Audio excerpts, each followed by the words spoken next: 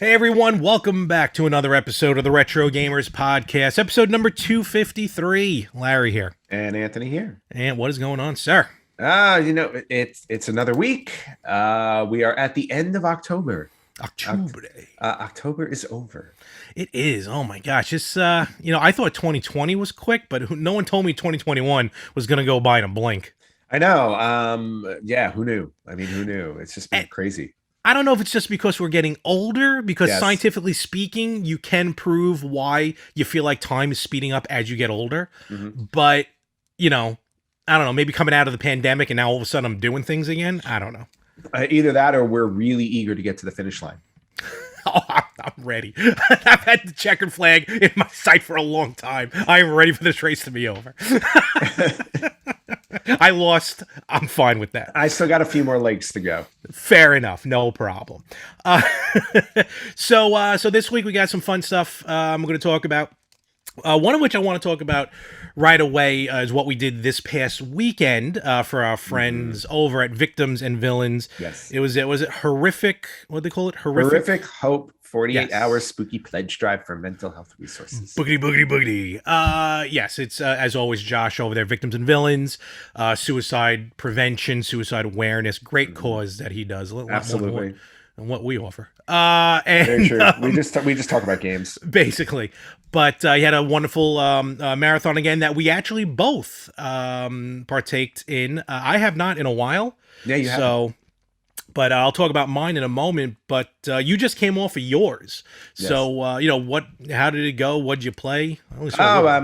Everything went, like clockwork, no real issues. I played a solid 2-hour set. And since it was October, I wanted to do something a little bit spooky, but I didn't go all out horror like Dead by Daylight or anything like that. I went with, and I went retro. I wanted to go retro. So Buffy the Vampire Slayer for Xbox. Oh, great game. Such a great game. It was really good. It felt like you were playing through like 2 or 3 episodes of the show, which was really cool. They kind of captured the essence of the show in the game. So if you've ever seen Buffy the Vampire Slayer, the TV show, that's exactly what the game was. And it was really, really well done. Was there a board based on the musical episode? No, because they had focused the game, I think, somewhere between season 2 and 3. Thank you. Okay. I love that episode anyway. It's the only really soundtrack I listen to. So, but Buffy, I mean, just going back to the gameplay of Buffy, remember when Buffy came out, I was always a little skeptical about those type of games, like a Tomb Raider feel to it or whatever. Back then, it was 03.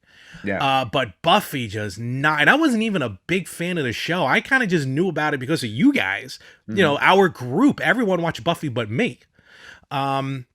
But when the game came out, it was an absolute home run. It is tough to find in retro stores. Yes, it is. It's a hard one for sure. Yeah, I remember because I did at one point. I sold it back, back in the day, no big deal. But when I got my Xbox, original Xbox, all hooked up, I'm like, one of the games I got to get back is Buffy, and I just, with Game On, I just had to wait because they never get it in. So happy enough to get it. But how far did you get into it in 2 hours? I mean.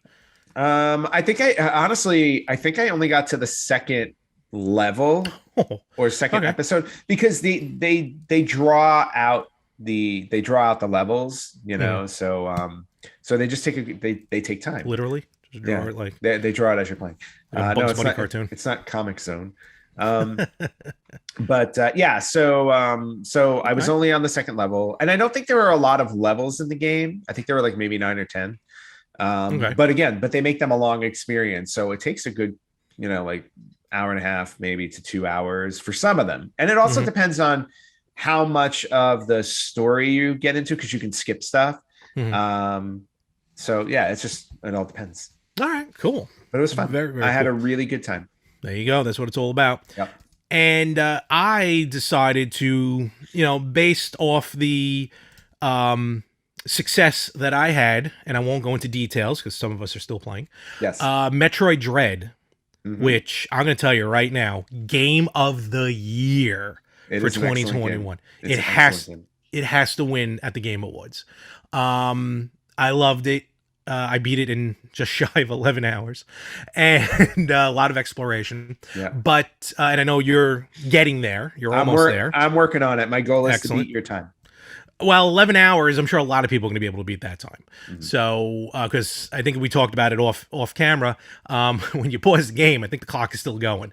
And I think there's been times where I pause it to take a phone call. But as soon as I was done with Dread, you know, it was funny. As soon as I was done with Dread, because then you unlock a different mode in the game.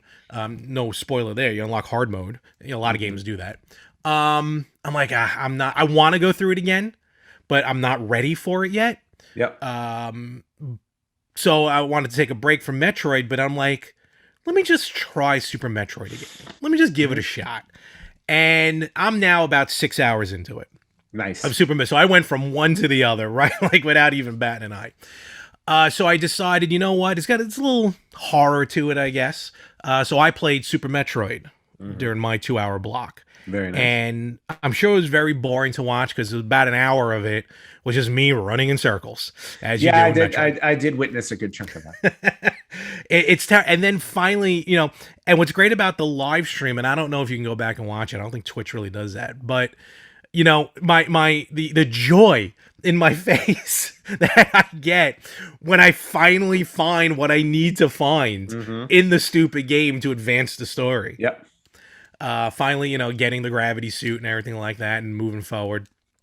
But, you know, and it was funny too, because also as I was playing the game, you know, at one point it was like a half hour to go in the stream. And I'm like, you know what? I think I'm going to stop. I'm going to quit. Then I'm like, maybe I shouldn't quit on a stream that's about suicide prevention and always looking for hope. So I'm like, you know what? I'm going to persevere. I'm going to push through. And by gosh, I did. And I got even further into the game. Good. So, that's great. Now, let me ask you this. Have you tried playing Super Metroid before? No. Well, yes. But like the furthest I would ever get is like 20 minutes into the game. And then I just stop and do something else. So this is the first time I've actually sat down with Super Metroid. I'd never played it originally. Yep. Never owned it. The first time I think I even tried it was on the Super NES Classic. Like really tried it. I'm playing on the Switch with the Nintendo Online because I do have the wonderful Super NES controller. Very nice. So I am playing as original as possible.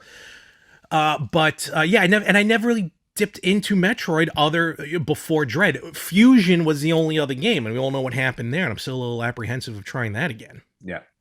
Well, what I was going to say is, do you think it was easier to navigate your way through Super Metroid after playing Metroid Dread and kind of getting a thorough understanding on how the games work?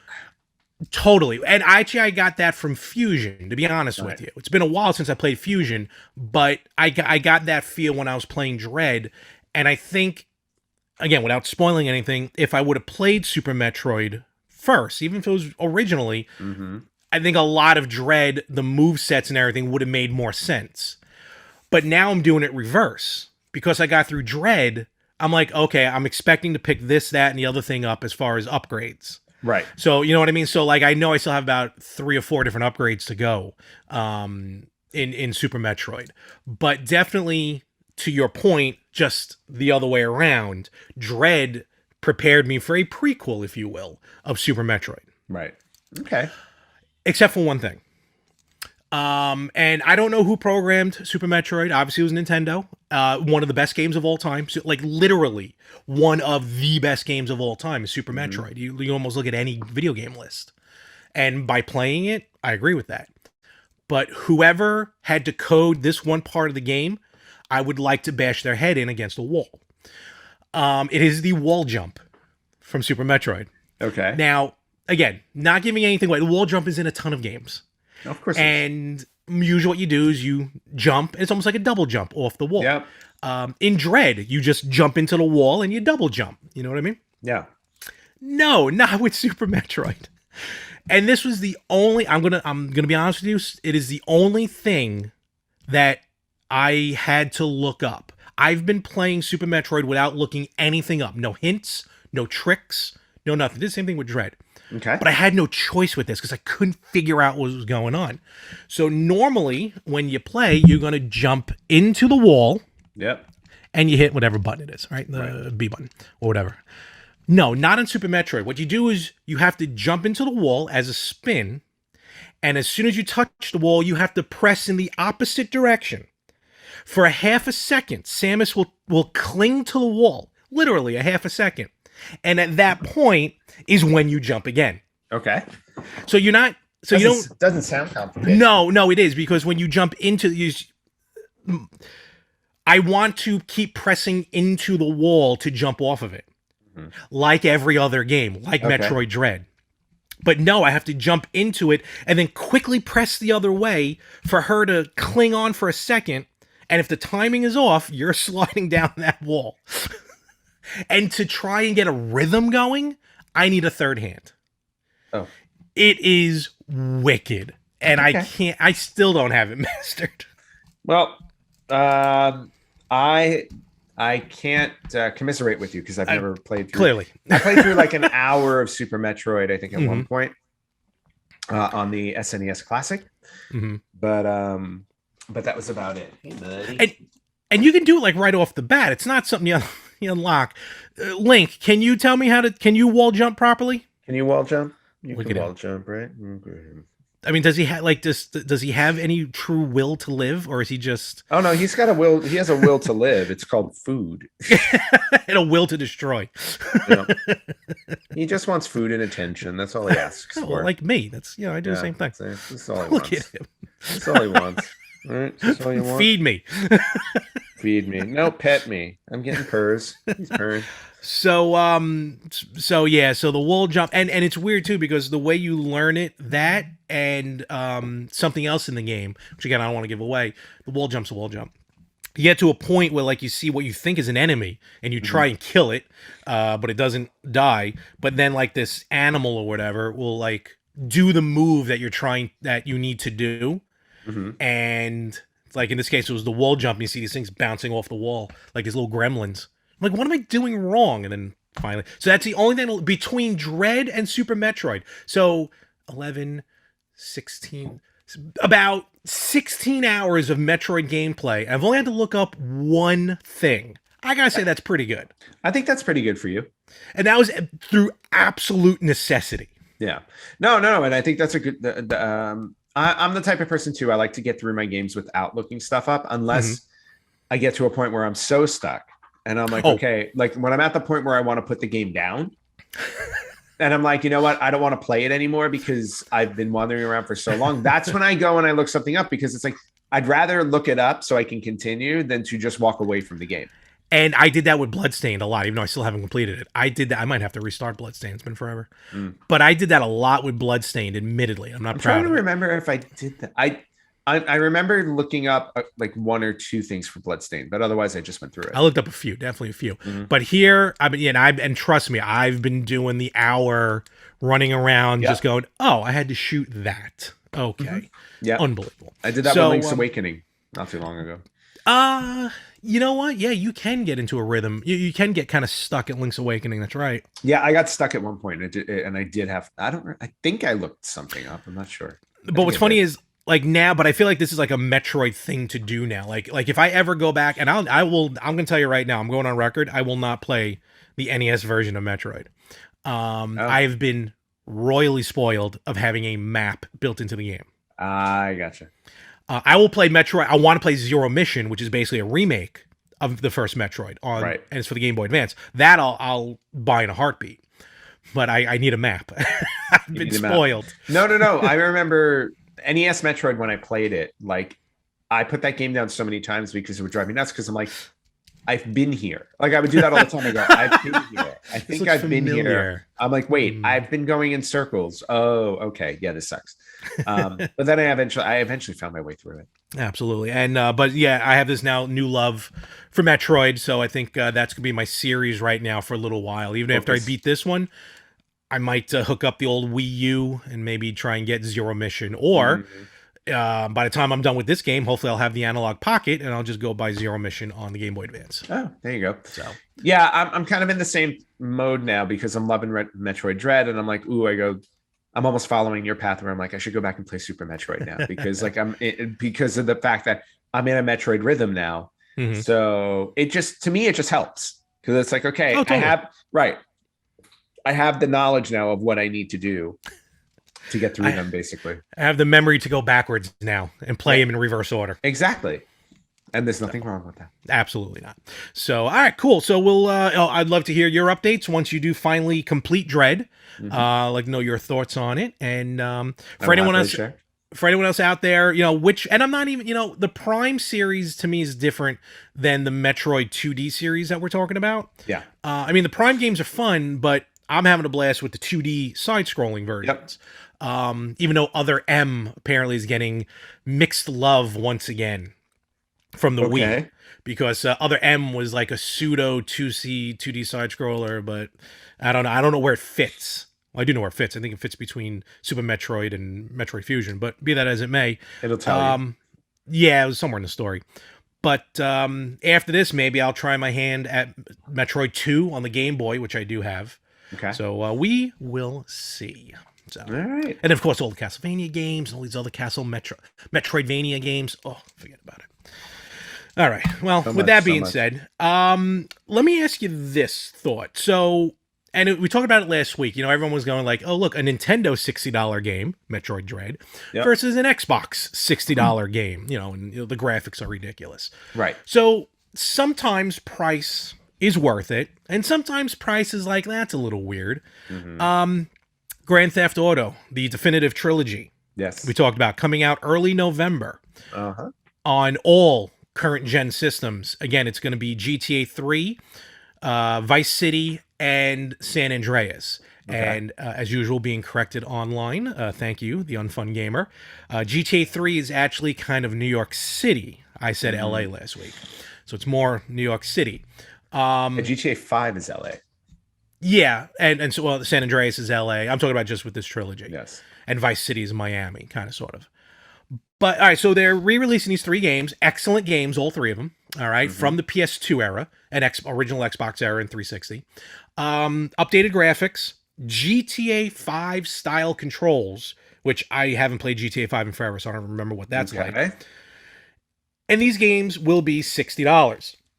So my question, without sounding like a cheapskate, is, are these 3 games as a package fairly large games for their time, but they are re-releases? Is $60, do you think, worth it? I'm not saying is it the right price. They can price it whatever they want, but do you think it's worth it for all the updates and everything? I mean, if they're true remaster, I guess it depends on your affinity for remasters. I would say I would be okay with it if they offered them separately for $20 each. Because when I think about it, if I was given an option to buy a remastered version of one of them, because I played GTA 3 mostly, or exclusively, I did not play the other 2. For nostalgia purposes, I would pick up GTA 3 remastered just to go back and play it and be like, oh yeah, I remember all this. I was like, but I probably wouldn't jump at San Andreas and the other one. Vice City. Well, that's not what I meant, though. Like, my question is... Oh, okay, go ahead. I'm sorry. What I mean is $60 too much for 3 fully remastered games? Maybe a little bit. I don't think it's off by much. But I do think like they could come down in price on that. All right. Like, I see what you're talking about. Like, price them individually at 20 or get all 3 for like 50 or something. Yeah, something like that. Yeah, exactly. Like, I mean, but you're getting 3 full-fledged games for $60. These are big. So, I mean, San Andreas was a long game. Yeah, exactly. So at least it was long for me. I guess I mean, it really just. What I was trying to do in my head was I was trying to think back to other remastered games and what they went for, but I can't really think of any. I can think of Final Fantasy. Well, Final Fantasy was a remake. So true. You're right. Game. Oh, Link's Awakening was a remake. So yeah. What about what'd you just download? Final Fantasy 9. Oh, that's just the original. Oh, the pure original. Not okay. I gotcha. All right. Yeah, they didn't remaster it at all. They did remaster 7 and 8 though. On the Switch. Okay. And I do remember seeing that. And I think they were going for $20. Probably. Yeah, 20 always seems like the Well, if 20 is the norm and you're being offered 3 games from Rockstar, then 60 is the right number. All right, fair enough. I I'll definitely pull the trigger on these though, like during like Black Friday, like if they go on sale or something like that. Because I think I have actually I might have them on the Xbox. I got to go check. Yeah, we'll see. Okay, so fair enough. But all right, cool. So but do you think it's too much or no? I thought I answered that. I apologize. I feel like for a remaster, and definitely is remastered, it's got a shiny coat of paint on everything. Again, they've redone the controls and stuff like that. And what is it, the term now? Quality of life updates. I mean, 3 games like that, maybe 50. So like, what's another $10 at that point? You know what I mean? Yeah. So I think 60 is not too bad. For me, again, it's more of those like Nintendo games you got to buy day of because they never go on sale. So this one I can hold off on, but I could have seen 50, so 60 is not that far off. Okay. So I'm all in on that eventually. But we're going to move right along as well because beyond that, it's a busy week as far as anniversaries and birthdays, both digital and human. Okay. and so let's kind of get into some of these birthdays, which all in a way are retro, unfortunately. Yeah, aren't they? And what do you got right now for some of them?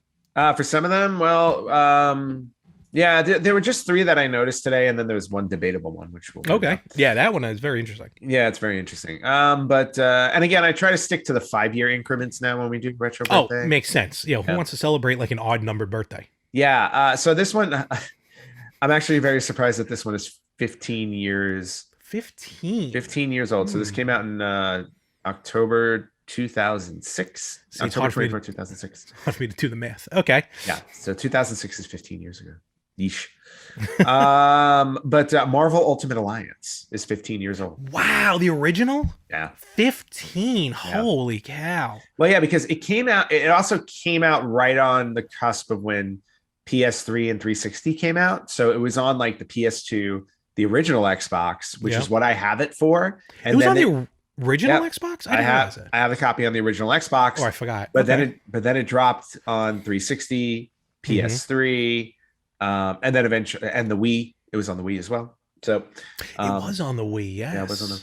Yeah, and to me, like Marvel Ultimate Alliance took the X-Men Legends format great and game. which I loved. I loved both of those games, and then just beefed it up for Marvel in general. Talk about a remastered. I ended up picking up on, I think I have them on the PlayStation, remastered Marvel Ultimate Alliance 1 and 2.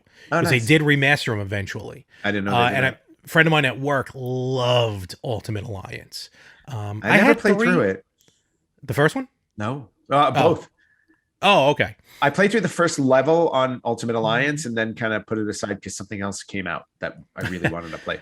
I'm a little upset I never really got into Ultimate Alliance 3. I was looking forward to that, and I got it, and I still got into it. I bought it. Yeah, I'll be honest with you. I wasn't a fan of you remember you were talking about bad game mechanics? Okay. Yeah, that one had bad game mechanics. Did it? Yeah, it got very frustrating. The camera angles got all messy and everything. It really needed a fix. So yeah, I was very disappointed because I bought it and it just did nothing. Fair enough. Yep. All right. Well, happy birthday, Ultimate Alliance. Yep. So we got 15 years of that. I'm bringing this one up only because there's something funny in the game that we both laugh. We'll get a good kick out of. But celebrating where are we at? The 25th retro birthday. Ooh, it's the silver anniversary. Yep, it is the silver anniversary of. This is a PlayStation exclusive game. It was available on Windows also, but Golden Nugget. Do you remember Golden Nugget for PlayStation? And I know why you know Golden Nugget. You made me buy it. I didn't make you buy it. You talked me into it. I told you about the awesomeness of the story mode on disc 2, starring the late great Adam West. Adam Wee. Yes, Adam West. Man. And it's funny because I knew of the game, but I never knew the story. And if I knew Adam West playing a detective, mind you. Yep. Of course, not one in a cloak and cowl. No. But, he had like a little suave casino, James Bondy kind of thing. No, it's not. It's a Bruce Wayne. Unfortunately, Adam was Bruce Wayne. It was only Bruce Wayne. I hate Bruce Wayne. Poor Adam West. Oh. But he made it work for himself. But yes, wow, 25 years for Golden Nugget on the PlayStation. I do have it. Yep. Yep. And if you ever get a chance to grab it, it's worth the entertainment alone playing through the story mode. It is. Absolutely. It's just so cheesy. Yep. It's so Bruce Wayne. I need to find a killer. Let me go play Texas Hold'em. That's basically I'll find it. him through there. Yeah, I will find him by playing games. Playing table Robin, games. you're too young. Get out. Yeah, exactly. Holy age limit, Batman. Holy pocket aces. Shut up. That's where that Batman meme came from, where he smacks him. Poor Dick Grayson. Oh man. All right. So that was 25 years. And then celebrating, well, this one's an interesting one because it came out, according to the release dates here, it came out on... No, that's not probably accurate. Well, no, it came out on Halloween in 1991. Ooh. In Japan. In Japan. Only in Japan. Okay. This is the Japanese anniversary, but we're talking 30 years, and you'll appreciate this, of course. 30 years of Super Castlevania 4. Wow. Nintendo. That's 30? 30 years old. Good Lord. Yep. Great game. Fantastic game. Excellent. That's one I got to get back to. Yes. But wow, 30. That hurts. 30 years. Yeah. That one hurt. Well, it's just funny when you think about it. Like, because I think about it all the time, how like 20 years ago we were still in this. Don't you feel like 20 years ago was the 70s? Yes. Yeah. So. Except 20 years ago was still this century. That is true. We are there. Oh my God, that is true. God. I accidentally follow, just real quick, there's I don't remember the Twitter handle, I apologize. There's a Twitter handle that all it does, I've been following for a couple years now. It has a progress bar of the year, and just when like it goes up 1%, it'd be like 2021 is now 84% complete. And man, that bar fills up quick, like I mentioned before. Time just keeps on flying. It really does. But I guess it makes sense for Castlevania to be 30 because the Super NES is 30, and that was one of the early titles for it. It was. So yeah. So 30 years, Super Castlevania 4. Yikes. Yep. All right. And then that brings us to this one that we have no idea. Yeah, this very, very interesting anniversary that everybody seems to be celebrating, but for us, it's a little bit debatable based on information we're finding. But just real quick before we mention, because how it came about, and I was just on Twitter yesterday from when we recorded, so October 23rd. You were on the Twitter. The Twitter. Leave off the. The Twitter. So I was on then, everyone was celebrating this anniversary. I'm like, oh, wow, 40 years ago, this particular game came out. I'm like, all right, sweet. And we'll talk about it on the show. So I tell Ant before we start recording, hey, Ant, so-and-so is 40 years old. He's like, well, not this week. It was like last month. I'm like, what are you talking about? And yeah, sure enough, you go on Wikipedia and it says one date. Twitter completely said another date, but kind of like an adopted animal, you don't really know when the actual birthday of Frogger is. Yeah, Frogger is. What we do know is Frogger is 40 years old. Yes, that is for sure. That is for sure. It came out in 1981. So we're good there. Yeah. So, but what's being debated is, did it come out in September of 1981 or October of 1981? And we're talking to North American release. It came out in Japan, I think, like June of 81. January 12th. Oh, January. Excuse me. See, someone said June. So I don't know anymore. Yeah. So we're all over the place. Whatever. I can tell you this though: the less than 1 year anniversary of the Frogger game show on Peacock is atrocious. I didn't watch the Frogger show. It's just one of the once I heard that people couldn't get run over by trucks for real, I didn't want to see it.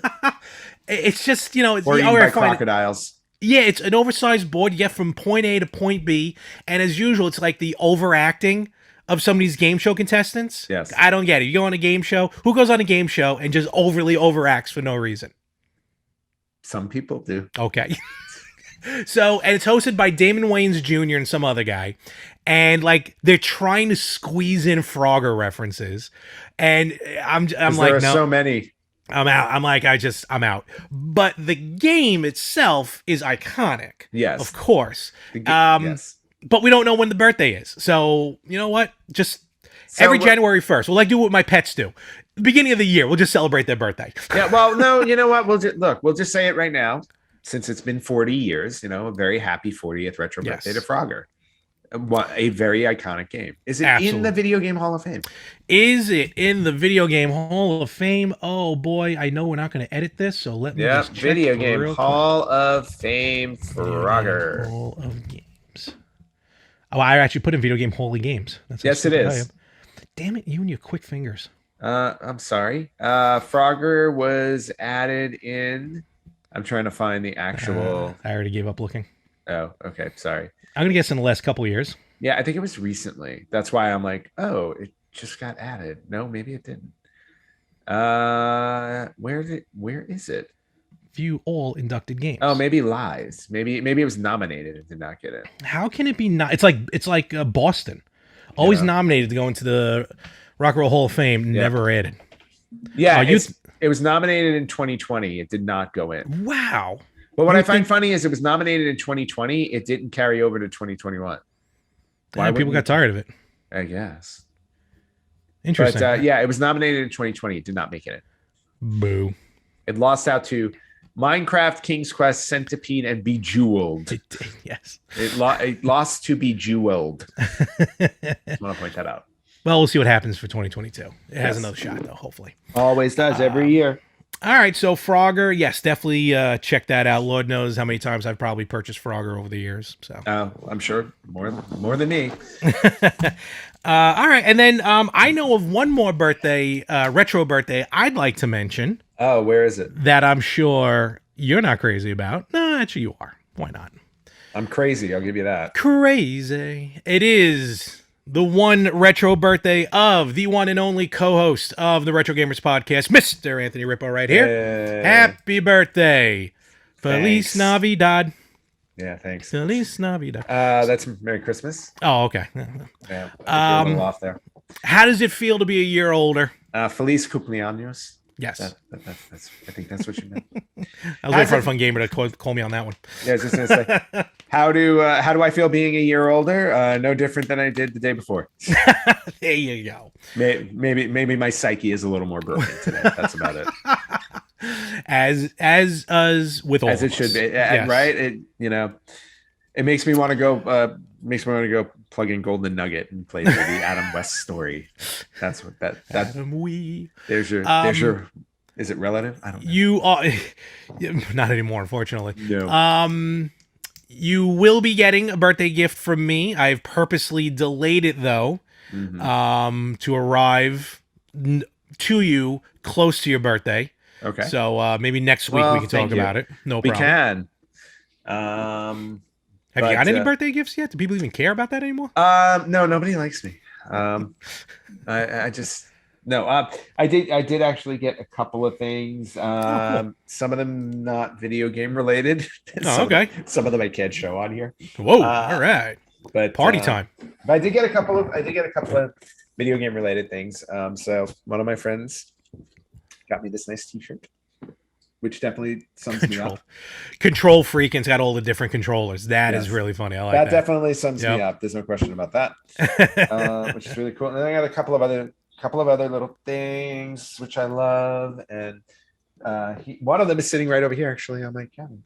A little trouble seeing. Oh. It's a Scotula. Oh, that's cool. From Zelda. From Legend of Zelda. Showed up in Ocarina of Time, I believe. Yes. So very cool. So really cool. Just a little, little prop. But it sits really well in front of the chest. Right here. No, actually, I kind of thought it was part of the chest. No, just because it's blocking the key. Exactly. It looked really cool. Huh. Yeah. So I got that, and then last but not least, okay, so this one I'm very happy with. It's really cool.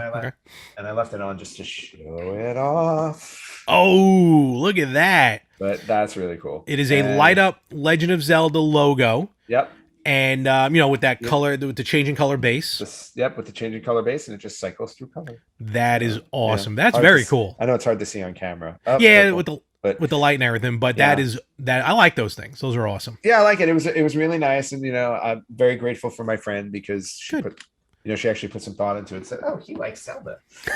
I'm sure she has no idea what it is. Oh no, none whatsoever. She probably thinks it's some sort of a cult. Yeah. And then also a quick heads up. I don't know if you saw.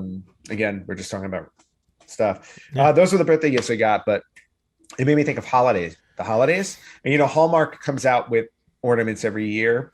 So I went to go look up the Nintendo ones. They have a good healthy number of Nintendo. They do or they don't? They do. They do. Ooh. Yeah, like well, when I was in Canada, I went to the Hallmark.